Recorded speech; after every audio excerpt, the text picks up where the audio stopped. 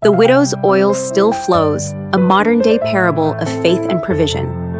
It was the third notice taped to her door. Eviction. Tasha stared at the paper, her hands trembling. Her two boys were watching from behind her, one clutching a tattered toy truck, the other holding her hand with wide, worried eyes. Single motherhood wasn't what she planned. It wasn't even what she was prepared for.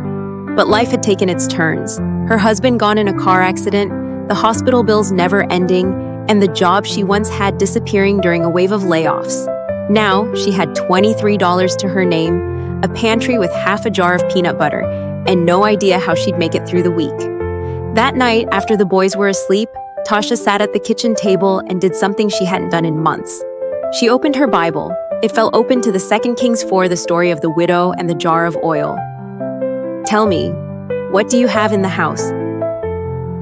"Your servant has nothing there at all," she said, "except a small jar of olive oil."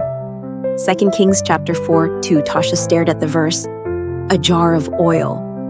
That's all the woman had, and yet God used that little to do so much.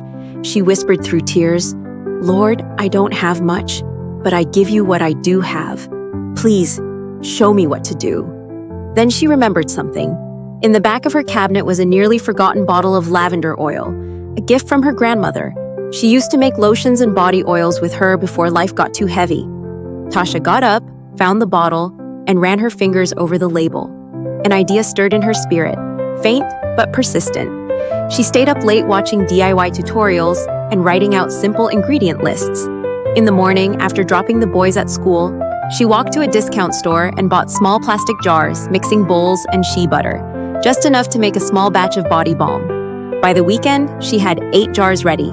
She posted them on her local neighborhood app and wrote, "Homemade all-natural balm for dry skin, just $5, handmade with love." By evening, all 8 were sold. The next day, someone messaged asking if she had more. Then someone else. Then a woman from church offered to help her make a small website. One friend donated ingredients, another printed labels. Within a month, she was selling over 50 jars a week. By Christmas, a local boutique placed a wholesale order. Her story had made it to a community blog. From pantry oil to purpose. She laughed when she saw the headline. Tasha knew it wasn't about talent. It wasn't luck. It was obedience. She had trusted God with the little she had, and just like that widow in scripture, God multiplied it. Maybe you feel like you don't have enough. Maybe you're facing bills, heartache, or impossible odds. But friend, what's in your house? What's in your hands? God never asks for what we don't have. He blesses what we offer, no matter how small.